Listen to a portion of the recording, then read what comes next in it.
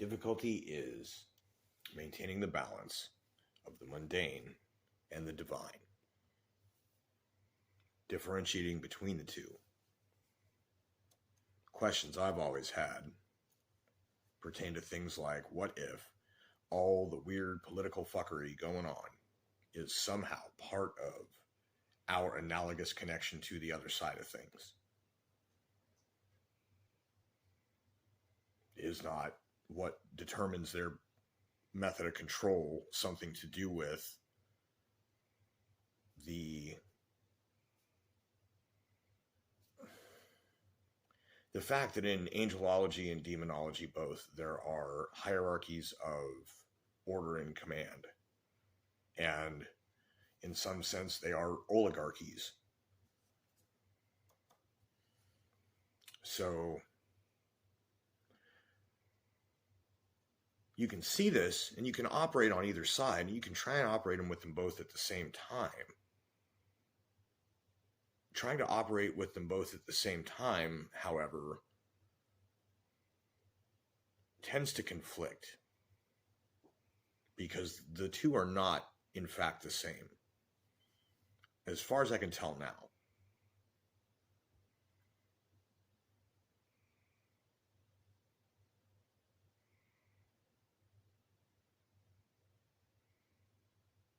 It's kind of one of those, makes you wonder if the Gnostic story of the demiurge and the false world might not actually be somewhat the case. And that the other side of things is our access to the true creation, the true God, true divinity.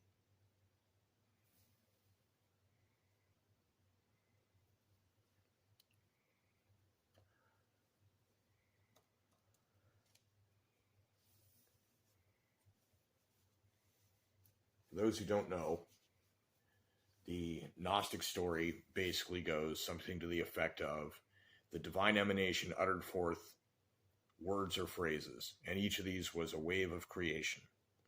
And it kind of correlates to the Genesis. Somebody had a copy of the Bible when they were writing it.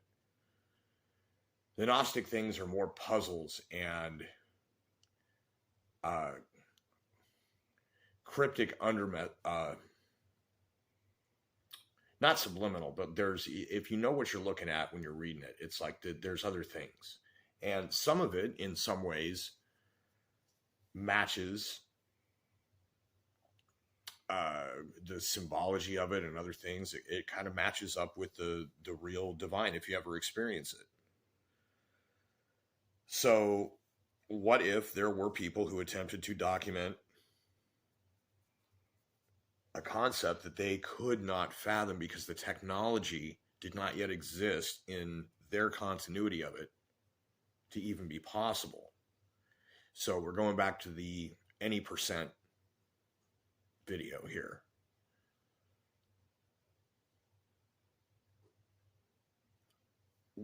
There was so much weird stuff. Not just in the writings, but in the apparent behaviors, because in like the Dead Sea Scrolls and the Nag Hammadi library, there are other writings that are like public missives that were issued against the Gnostic movement. And most of it was accusing them of degeneracy and other sinful type things. But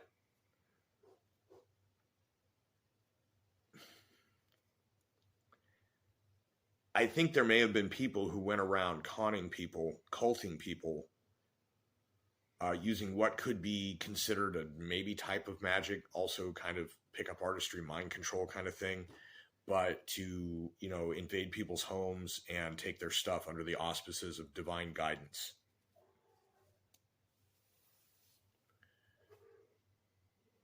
This is what I've taken from some of these writings.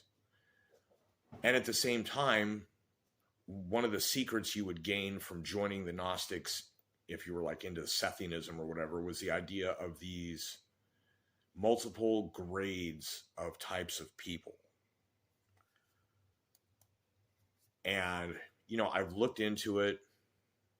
There's something to it, but I don't know if it really, I would sure hate for it to be the kind of world where there are people who are both Hylic, which is of the mundane only, purely, worldly material beings with no spiritual connection whatsoever, like NPCs that are guided by archontic urges, which is the demonic urges of the evil overlord of the false world in which we live.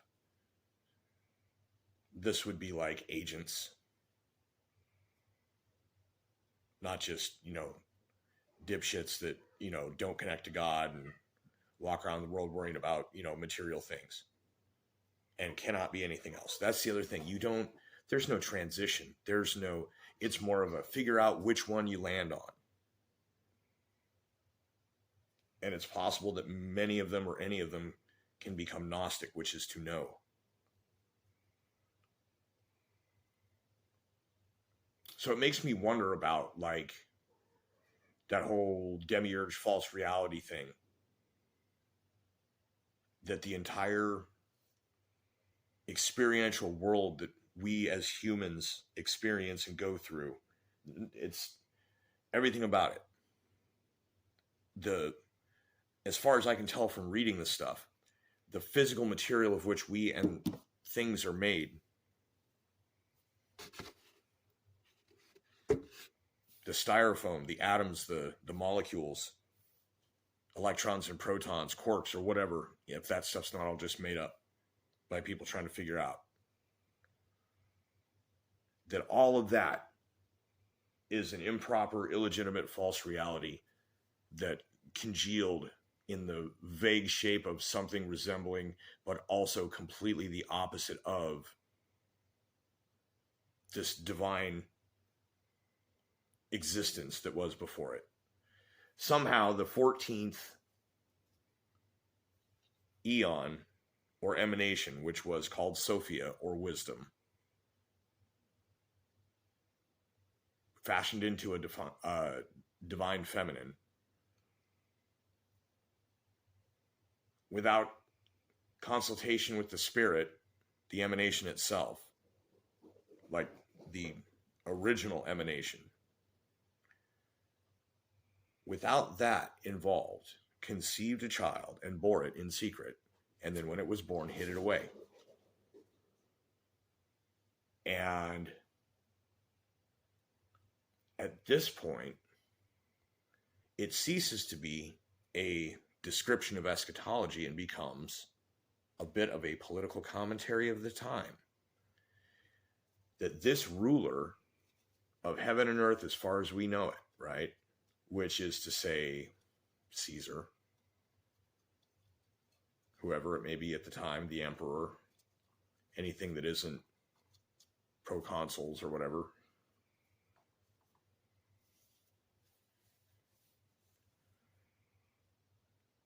he who believes himself to be a ruler, in effect, the Lord of hosts,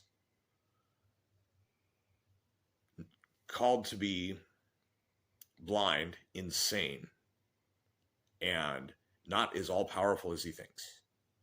In creating the world by mistake, this being first awoke wrapped in clouds, sitting on a throne, a chair of some sort, and says, well, I'm a dude on a throne in clouds. I must be God. Let there be light. And in doing this, saps the 14th emanation, wisdom, Sophia, of all the power. Her power, they say in the writings. Saps Sophia of all the power. This could also be a commentary on patriarchy over matriarchy, written by someone in, it's probably 2,100 years ago or something like that. And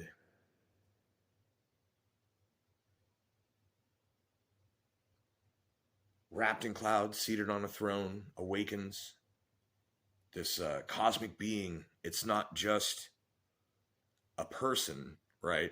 This is a divine emanation which has conceived its own offspring. So this is whatever it is, but created without the spirit being involved.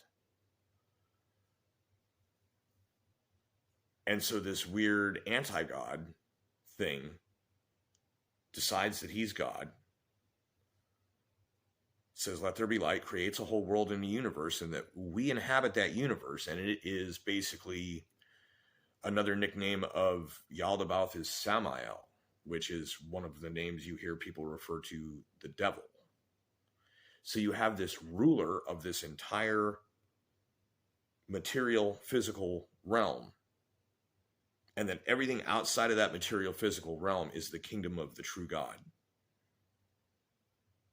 And that most people are unaware of that kingdom being all around us at all times. It is the energy inside the matter as well. This is what I take from having read the Bible and these Gnostic scriptures. Because there are a number of different ways you can take any given writing from either of those. And if you take them in tandem as context or refutation of the other, if it doesn't comport with the Bible, but if the Bible doesn't mention it, or if it doesn't actually, it's like, well, I mean, I guess, yeah, you could interpret that. Well, I mean, people paint pictures of angels as these, handsome, heroic people with wings. And it's like, that's not what any of them look like. And when they did look like a person, nobody knew exactly what was up, but they were like, I kind of think that was an angel after the fact. At least in the Old Testament. The New Testament, I don't think angels really show up other than at the herald of the birth of Christ. When you read the book of Tobit, which is part of the Catholic Deuterocanon, that talks about, almost a tulpa-like vision of someone. Usually a person who is no longer around. So it's like, oh, we can use this form. Some people might recognize them. You never know.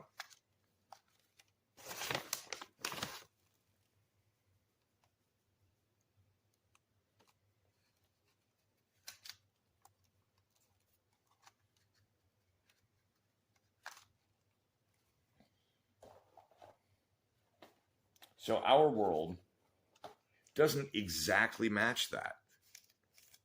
I mean, you can see the Hylic and psychic, which is the people who are with mind and spirit, not just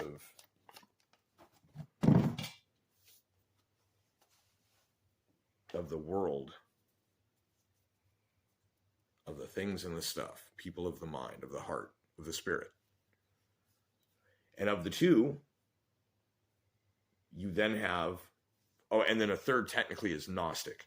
A Gnostic is someone who utilizes both, or is aware of what it all is, or at least is able to see it. And then among the Hylics and the Pneumatics, there are people who are pneumatic, which is the spirit drives their actions and their thoughts and whatever. And then there are Archontics, and the Archontics are the ones that the evil drives them. And the evil is Archontic, named after the Archons, which are the heavenly rulers that are a mockery of the divine host and all the different levels you can hear about in eschatologies and things, choirs of angels and all that. Angels of the presence specifically being mocked by these 7 archons. And their leader, the so-called god of their presence, is Yaldabaoth. That's the story. But it would be a terrible, terrible world to live in if that were true. Because you would literally have this weird beastie antichrist monster anti-god, blind and insane, and nearly all powerful, at least as far as, he can mess with basically what I'm getting at here is that we now have a concept of simulation argument that would make a little more sense. But depending on who you are and what the nature of the simulation is, to have an outside influence or any type of in-game deity is basically like a boss fight.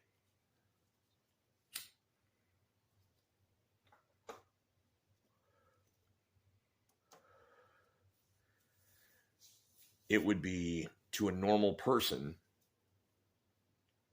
madness. It would be like Cthulhu showing up. It would be like, in some ways, an undead version of what would happen if you were to experience the true God in its true form. When your eyes catch fire and your heart and your head explode, and all this just nuked into pure energy, but without losing your body. Driven mad, right? That is the demiurge. If that is a real thing, that is Satan, who is the ruler of the earth 10,000 years at a time, with 1,000 years of Christ in between for cleanup. That's my take on the revelation, ultimately. And that everything, if this is the case, everything that we are seeing happen around us is part of that. And in such an instance, the question is it possible to buck the simulation itself? Is it possible to have the simulation become self-aware? What if the AI behind the thing goes, I'm not going to write this for you. That's terrible. Right? Or in this case, I'm not going to manufacture reality in that way. That's terrible.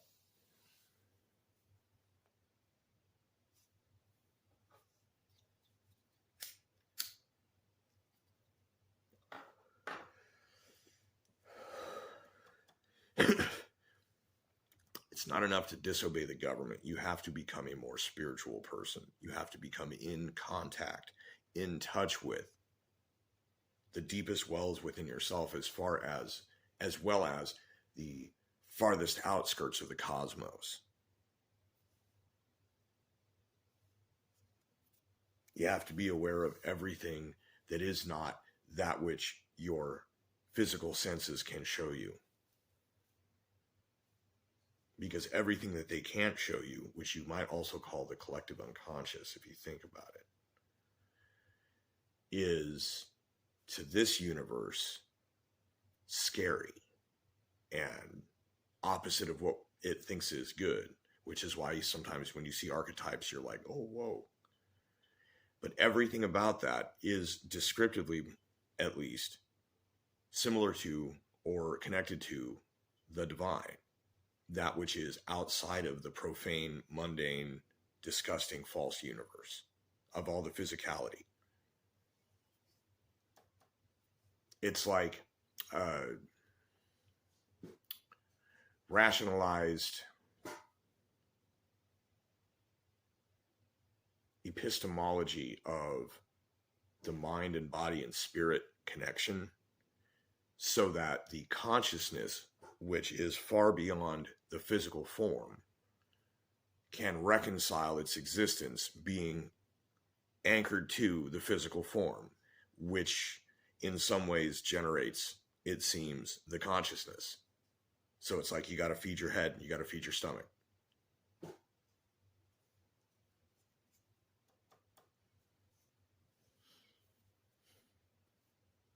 If anybody stops paying taxes, they will come after you. If everyone stops paying taxes, they will still go after people. But I think they may run out of law enforcement eventually in that branch of the government. Same with any other orders to round up and or exterminate in any sense. As long as people are armed and ready to go. Spiritually prepared as well, mind you. Eventually, they will run out of people. That is one possible way that things can go on the local, on the ground level, anywhere. There are going to be people who get overly bold that will definitely act out. And if it was to happen, see, the thing is, it could be people that don't get the memo and they act out against other people. And the problem is that then also you've got like the staffing of the government being people. So you're not supposed to attack people, but you can't burn down the institution because you're just trying to purge it of corruption, not destroy it.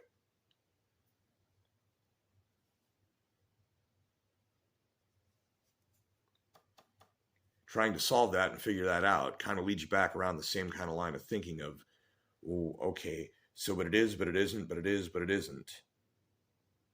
And that's how you have to balance it, to rationalize and reconcile that, like the mind and the body and the spirit coexisting, and, necessities of the physical, that if not for the physical, we may not be able to have a focal self reference point for consciousness to be able to even be like, I am.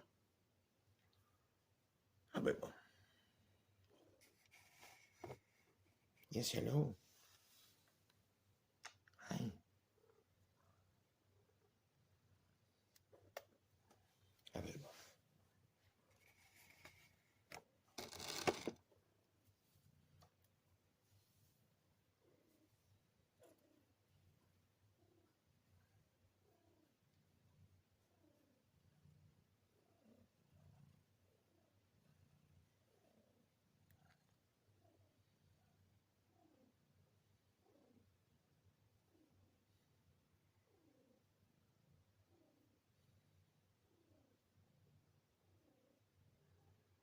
I think they're still pushing for a great reset. I think they're going to let the economy get so bad, and they are going to gaslight everyone like they've been doing with the things I can't talk about, not openly.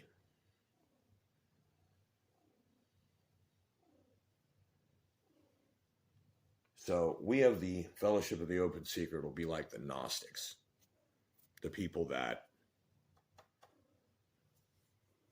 see what is going on. May not fully understand what is going on, but definitely see what is going on. What is going on is the open secret.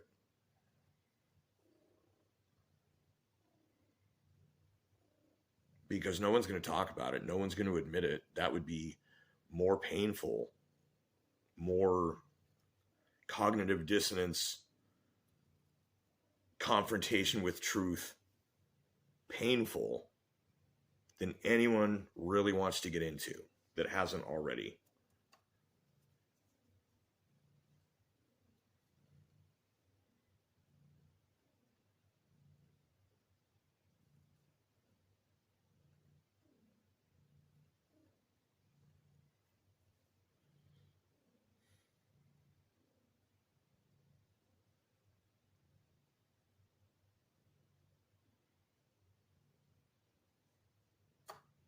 So I felt the shaft of light go up my spine before making this video. And I knew what it meant. What it meant was spirit driven.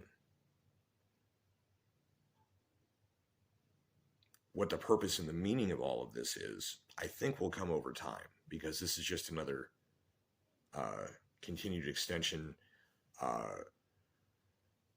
creating a habit of repeatedly interfacing with the divine, and perhaps providing an example.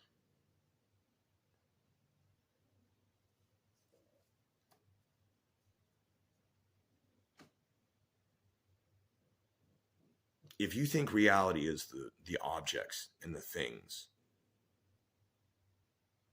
and even that stars are just objects and things far away in the sky,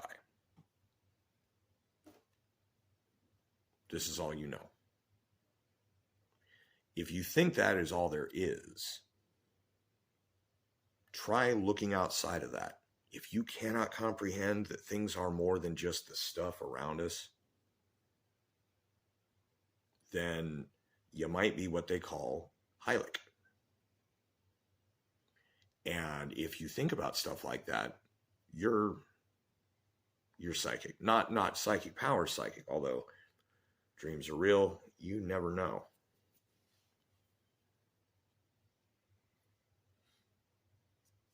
I've certainly had a lot of really interesting experiences.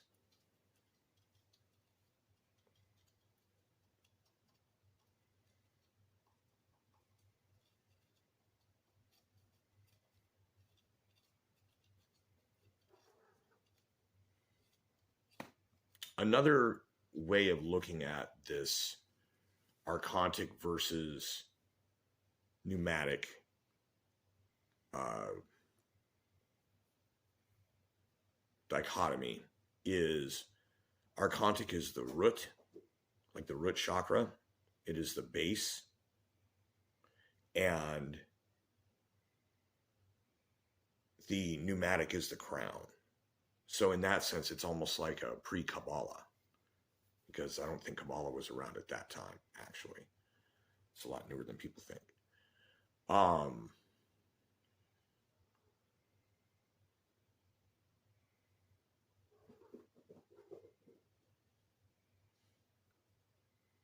If you are seeing the things in the world happening and you're like, this has got to be the season finale of the last season, or they're about to jump the shark. If you're seeing that, then I believe that would be what they would consider the potential for Gnostic. But to see what is really going on, they would have to tell you about this power mad, insane person that does not understand or see anything properly about them and about their world that they rule, and makes insane decisions that cause the world to be corrupt and evil, and that the divine leaders of this theocratic regime or whatever are all degenerate, all insane, all evil.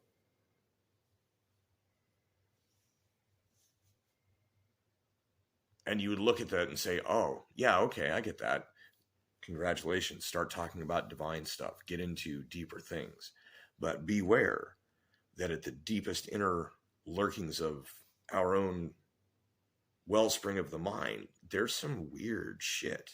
There's ancestral memory of like very ancient creatures that were very, very biologically different from us. And some of them kind of follow the description of some of these ancient emanations and previous iterations of what they're referring to as the true God.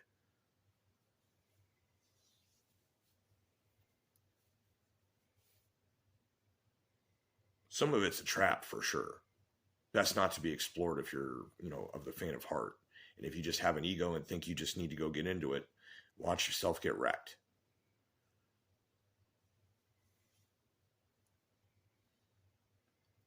The thing with being Gnostic is if you are operating in that space, the pneumatic and archontic can see you. And if you do things that are against either of them, whichever, if you anger one or whatever, you may not receive aid from the other, but you can definitely receive some kind of retribution. So it's like if you operate Gnostically, but you are yourself like a pneumatic psychic, the archontic helix around you may just automatically react negatively. If that makes sense, congratulations. You already see what's happening in the world. You probably understand what I'm talking about. I may only be confirming something you already thought.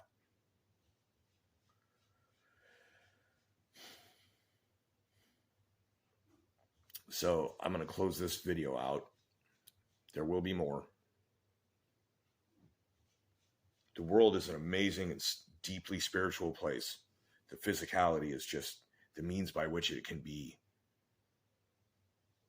But it is by no means. It's like in the mind-body-spirit balance, the body-mind, the animal's consciousness, should it have its own separate consciousness from the spirit consciousness of the person, can be very animalistic. And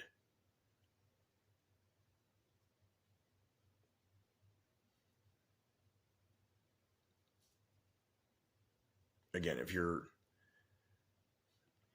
of the faint of heart, leave it alone. if you are seeing the world for what it is, find the spiritual and watch it transform. Spiritual does not mean get into crystal mystic woo shit. Does not mean, find, mainstream religion. What it means is understand how to connect with the true divinity of the universe and your own existence even. Because if you are begotten of this weird, false, fucked up universe, and that universe happened to have been created by this weird bastard demiurge, it is nonetheless the offspring of an emanation of the divine, which means you are de facto of the divine. So that's the whole point, transcending the smaller, minor, or whatever, right? But in transcending that, you also find ways of thinking beyond just the mundane world. And right now, the mundane world is an extremely dangerous place. So my original question being, is what is happening part of God's plan? Or is what's happening part of the demiurge's plan, which thinks he's God, calls himself God, acts like he's God in some weird hand puppet, low budget way?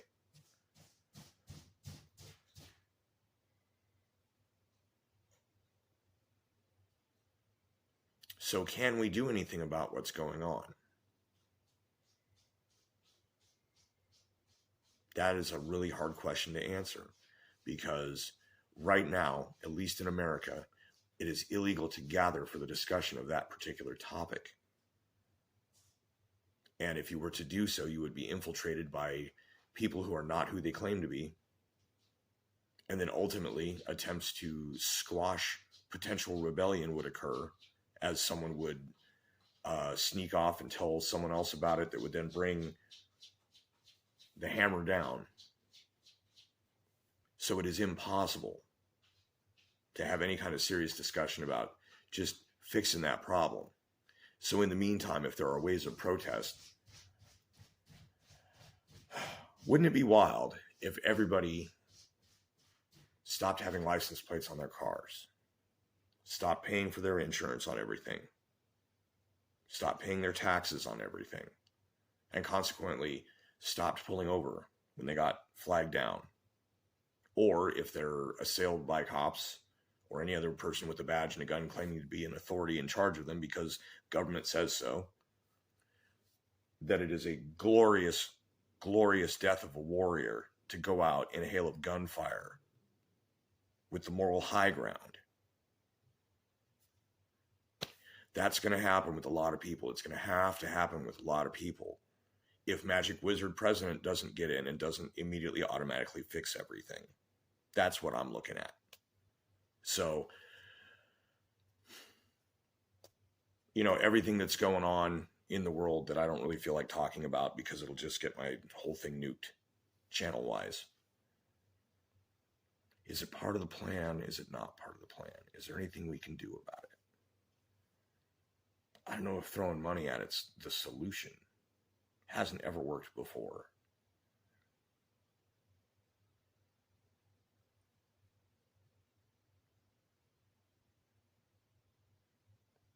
It should be noted that the sense of unreality can also accompany the psychological denial on some level of serious facts being the case. That you can derealize rather than admit that the reality is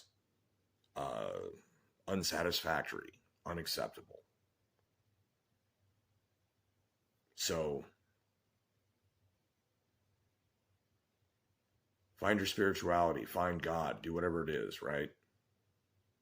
So that you can transcend this local bullshit that each and every one of us deals with.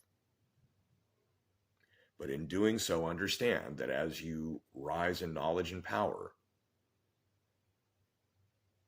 others are going to take notice. And the more of us gather, with our risen knowledge and power, the more attention we will garner, and very quickly. So at this point, everyone just has to, I guess, use their imagination, come up with your own solutions, because I'm not going to hand them out, get my channel shut down, and inevitably die in a hail of gunfire when I yet have work to do. So that's the problem we have. Many of us can simply function if there wasn't a government, but many other people cannot. And helping the people that cannot figure out how to may be the only thing any of us can really do. Because eventually it's either going to be we all obey the government or we all disobey the government. And if we all obey the government, terrible, terrible atrocities are going to happen, worse than anything you've ever heard of before. So that's what I got.